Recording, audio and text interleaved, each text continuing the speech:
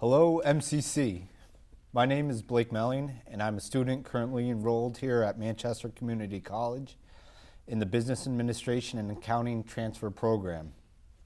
And I'm joined here with 4 future stock market analysts, and we will be discussing the stock market and looking at how some of the companies in it are doing.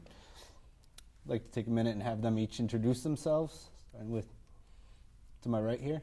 Yes, my name is Dave Baer. I'm currently a business administration and accounting minor. I'm currently taking corporate finance this semester. My current job position is a finance manager at a dealership, and I will be analyzing and comparing multiple financial institutions. My name is Megan Burke. I am in the corporate finance class. My major is in business, the transfer program. I currently work as a supervisor at a local store in Manchester, and I plan on transferring out to either UConn or Central once I'm done here. Hi, my name is Diomedes DiLone. I'm a student here at MCC. I'm currently enrolled in the corporate finance class. Besides being a student, I am an automotive industry analyst, and today I'll be talking about Tesla Motor Corp. Hi, my name is Kristen Angel, currently enrolled at MCC, studying business and accounting. My goal after this is to attend UConn and eventually receive my MBA, and today I'll be talking about Nike. Great, thank you. Today we use indices to measure how the stock market and companies within it are doing. This also gives us an outlook on how the economy as a whole is doing.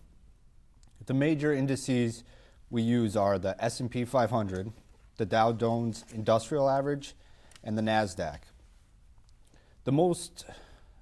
The index that most people are familiar with is the Dow Jones Industrial Average, which is comprised of 30 large companies that represent a cross-section of industries.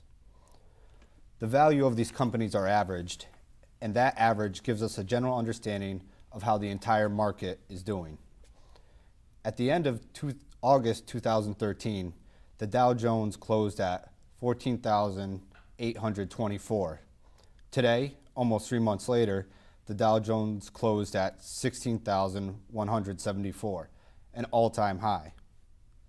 If you started as a freshman here at MCC 2 years ago, the Dow Jones was at 11,284, a difference of 4,890 from today's closing. To put that in perspective, if on your first day here 2 years ago, you invested $1,000 into average stock, you would have made 43.3% interest on your investment, making your original $1,000 worth $1,433 today, which is a pretty amazing return. Having looked at how the market has been trending overall, how are some of the individual companies on the Dow Jones Industrial Average doing? For this, I'd like to turn to some of MCC's own experts to get their input on these companies. Dave, let me ask you. You research Bank of America. What can you tell us about them? Well, I'd like to go over a couple slight comparisons of Bank of America and other big banks, especially over the past 8 years. Bank of America has had some rough stretches, but first let me tell you about Bank of America. They are a holding and financial holding company, and they're comprised of 5 business segments, one being the consumer real estate services, which I will focus on a little today. Some brief news about Bank of America. They recently completed their merger with Merrill Lynch, and they have been delisted off the Dow Jones Index because of a lack of interest by consumers and investors. Unfortunately, they haven't had quite a recovery from where they were before the housing market crash. Bank of America was selling at a high of $55 per share just before the crash. They also paid a dividend to their investors of 64 cents per share. Unfortunately, with the crash, they hit rock bottom, and they dropped almost to $3 per share.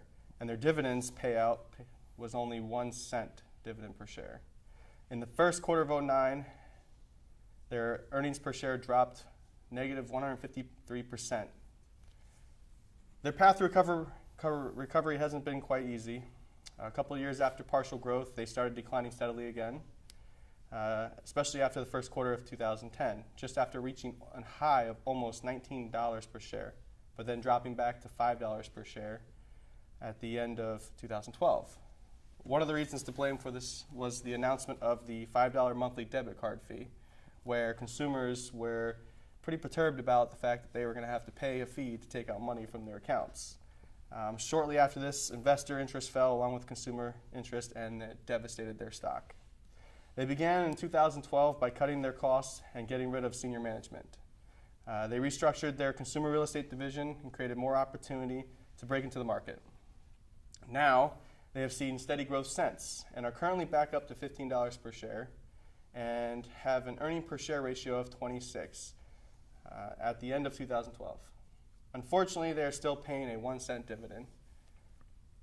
Since their crisis, they have focused on decreasing their debt and increasing their assets. At the end of 2008, they had a total debt-to-asset ratio of 34.82%. And for 2012, it was 26.94%. They also have grown their shareholders' equity, where their shareholder equity to asset ratio was 9.74 in 08 to 10.65% in 2012. So along with Bank of America making a small recovery, Citi also made a small recovery, but they both haven't feathered well. They're still below where they were before the market crash. However, two other big banks, Wells Fargo and JP Morgan Chase, have not only fully recovered, but have surpassed their peaks before the housing market crisis.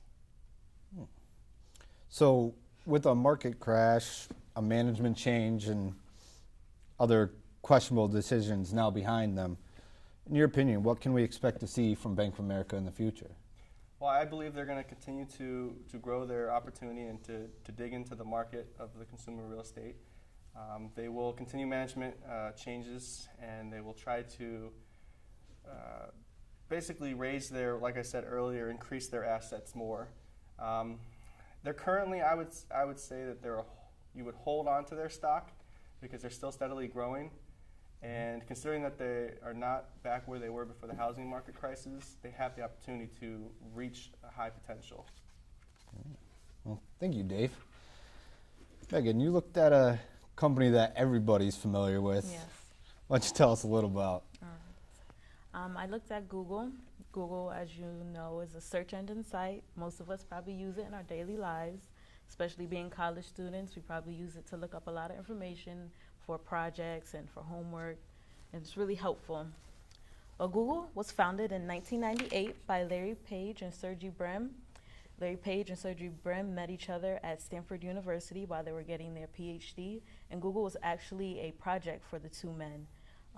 They noticed that other search engine sites use kind of a controversial way of searching information, so they found a different way of searching it by relating pages to each other. In its early years, Google relied on word of mouth to market itself and to promote the brand. Google didn't advertise until 8 years later when they purchased YouTube, and by then it was a staple in millions of households. Since the beginning, Google has always offered something different.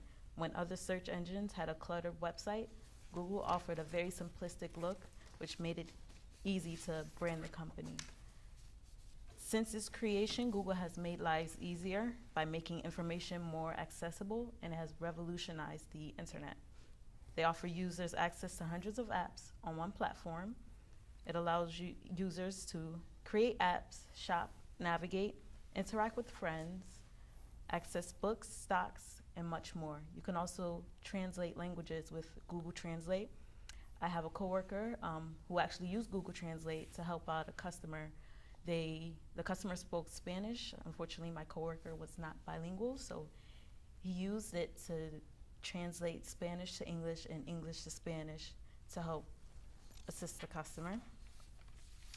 Google has even made its way into the dictionary. In 2004, Google made its debut onto the stock market. With its initial public offering, Google issued shares of stock at $85, and now their stock is worth well over $1,000. Looking at Google's income statement, the company has seen growth in sales and profit over the past 3 years. Google's revenue has increased by 30%, and they have increased their income on average by 12%.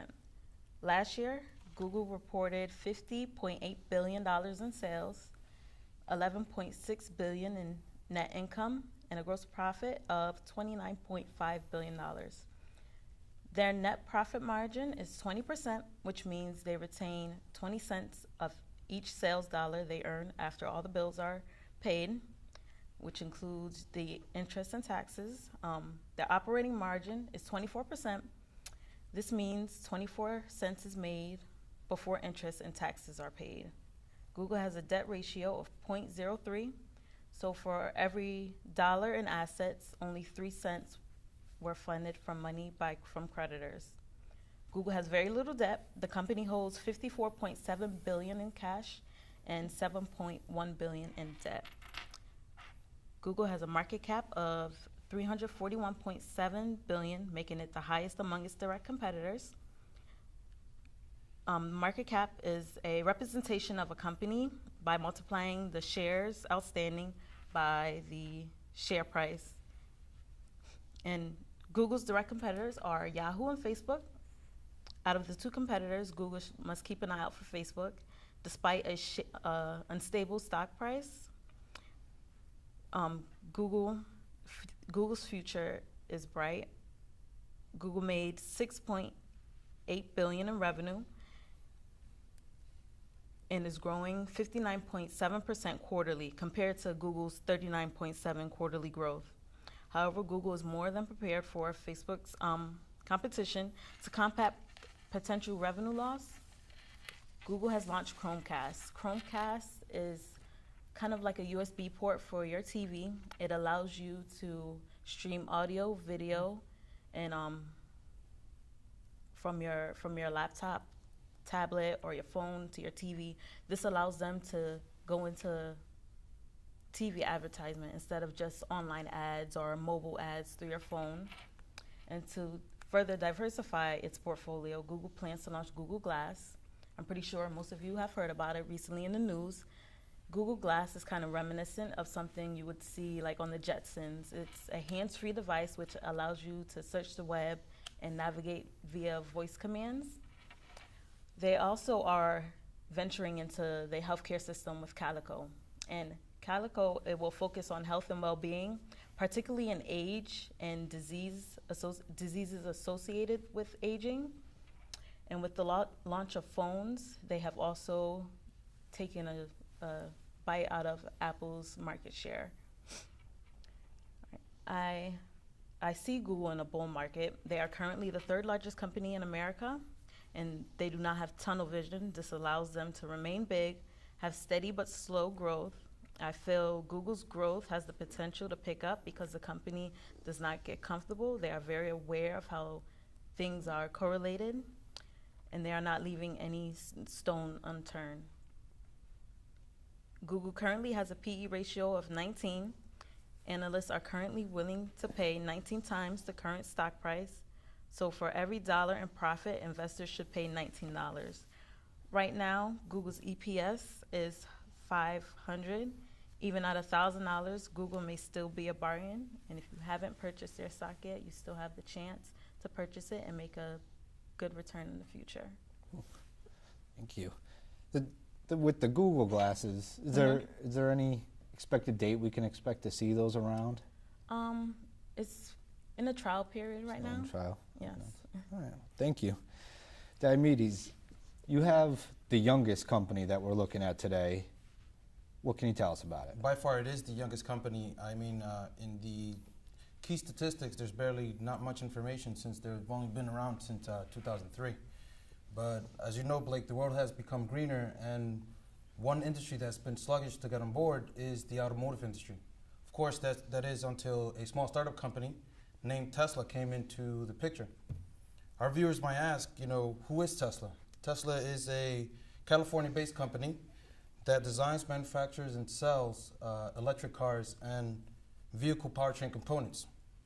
Tesla was founded in 2003 by Elon Musk, a billionaire investor and inventor, who, by the way, made his fortune from being one of PayPal's founders. Mr. Musk has said that he envisions Tesla as an independent automaker aimed at eventually mass-producing electric cars and selling it to the public at an affordable price for each consumer. Tesla Motor gained widespread attention when it came out with the Tesla Roadster, which was the first fully electric sports car, followed by the Model S, which is a fully electric luxury sedan. The Model S is currently being produced in two models, the 60 kilowatt and the 80 kilowatt. The models are classified by the outage of their battery, which, by the way, the 80 kilowatt can travel a distance of 265 miles per charge. Pretty impressive for a electric car. They're currently being sold at $69,000 for the 60 kilowatt and $79,000 for the 80 kilowatt. And this is without any government subsidies. As we all know, the government issues a subsidy of $5,000 for cars that are good to the environment, for example, fully electric cars and hybrids. Enough with the history, Blake. Let's talk about the Tesla's financial statistics. Tesla Motor is a company that trades in the NASDAQ Stock Exchange. It is under the symbol TSLA. It is currently trading at $141.26. Before the introduction of the Model S, Tesla was trading at around $40 per share. That is an increase of 266%. Not bad for a small startup company. The highest Tesla has traded has been for $194.50, and this was just a couple of months ago in September. Tesla Motor has a profit margin of negative 8.66%. Our viewers might ask, how can a company be doing well when it has a negative percentage? Well, Blake, first we have to understand what profit margin is.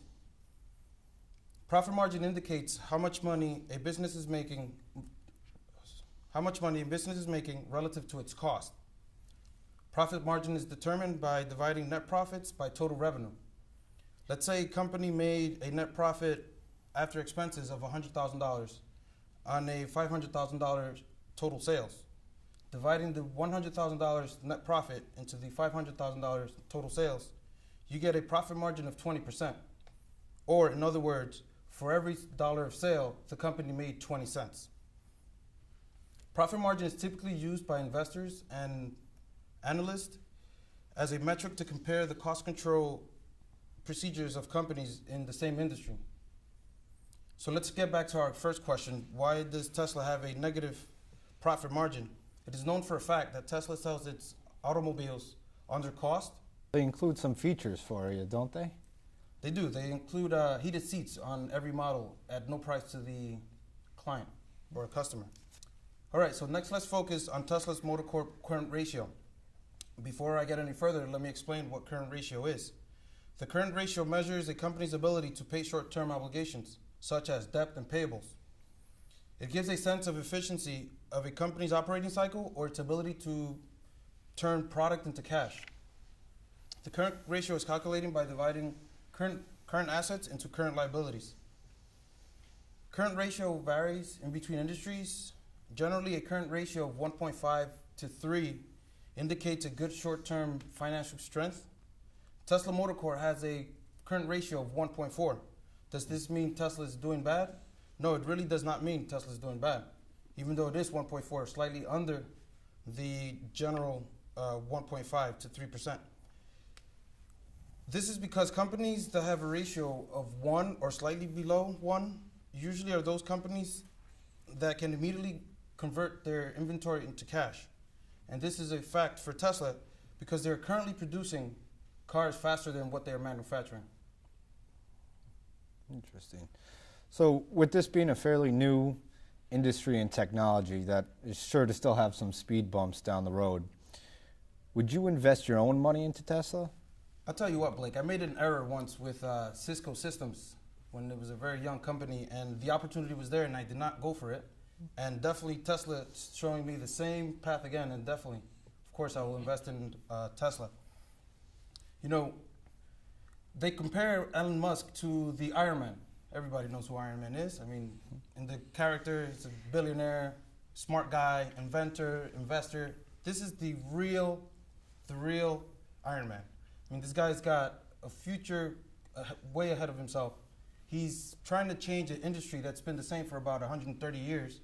So, he's gotten some shortcomings, a few fires here and there. I mean, cars catch fires, Gasoline cars catch more fire than than just the 3 that's burned down so far.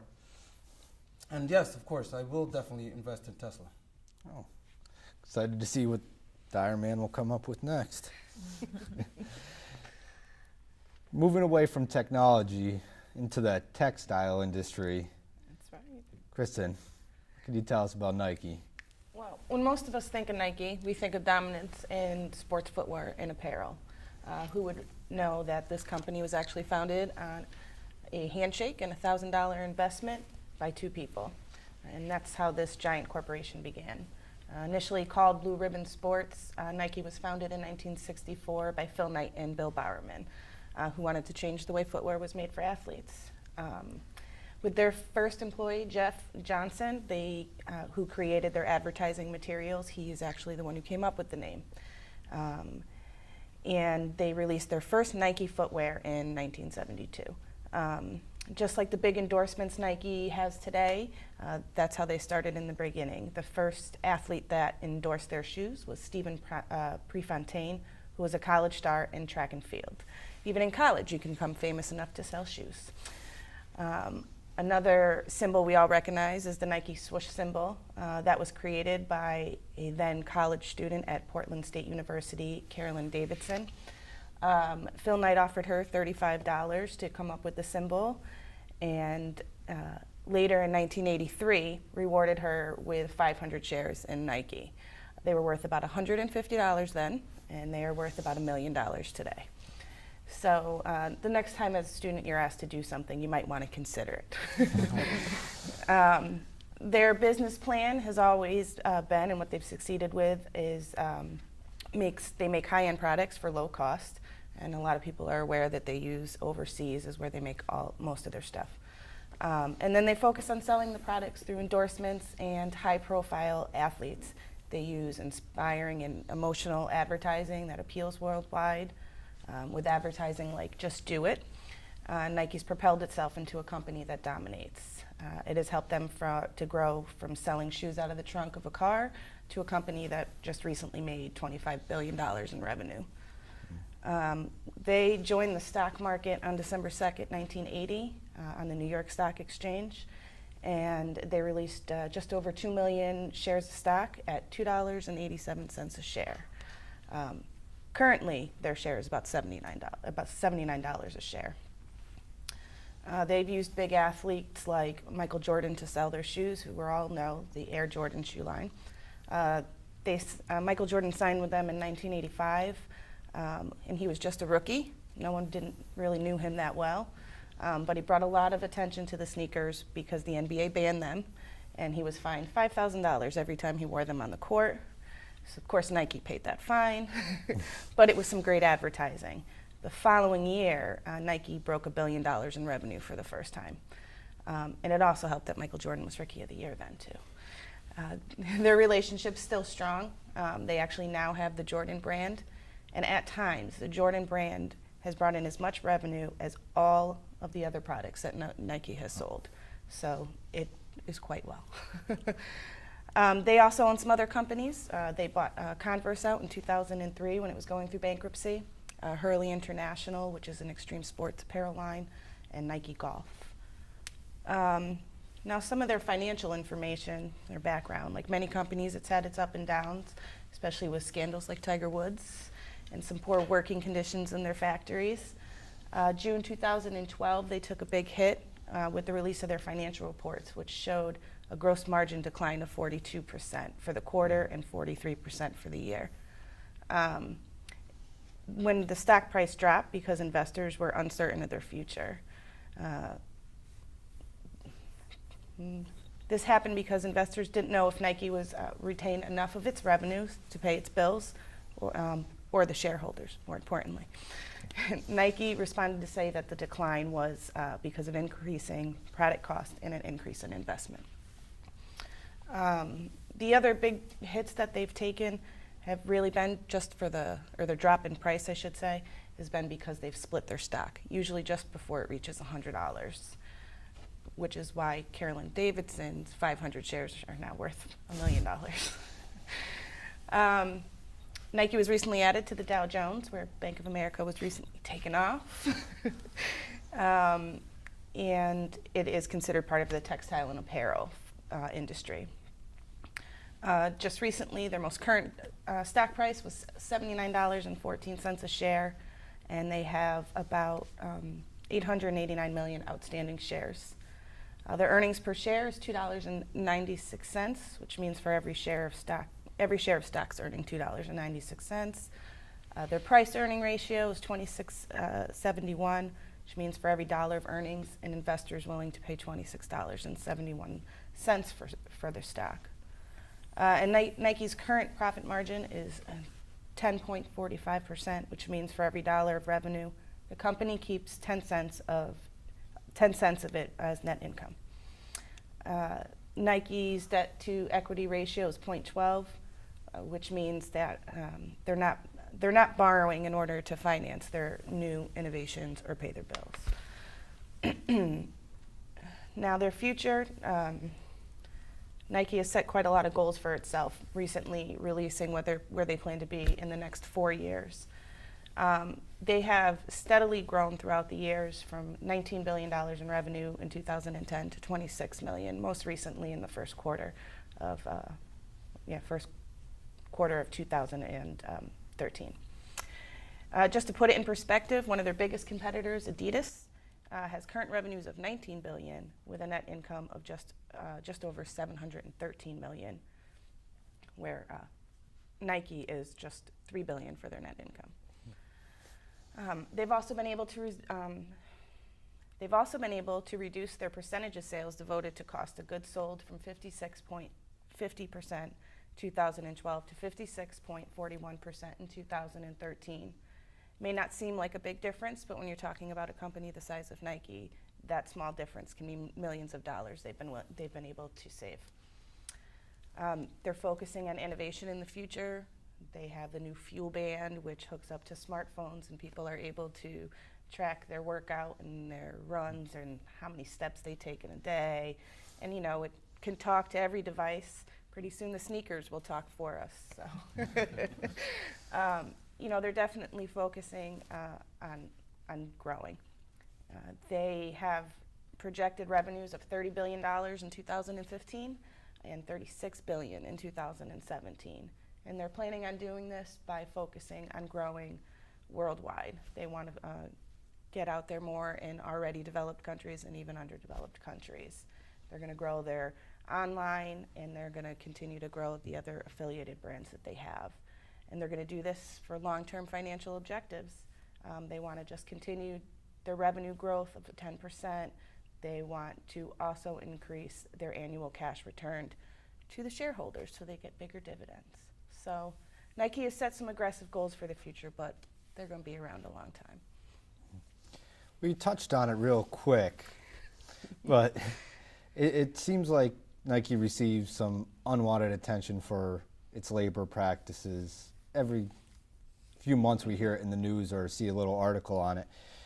How do they address those issues? Well, I think over the years since it began, they've dealt with it head on. A lot of people try to avoid it. Companies want to act like it's not happening.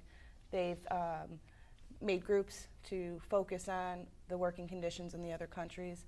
They've made a lot of strides and actually gotten some countries, better working conditions, shorter hours, better pay. There's still a long way to go, but at least they're doing something about it and not avoiding the situation altogether. Good to hear.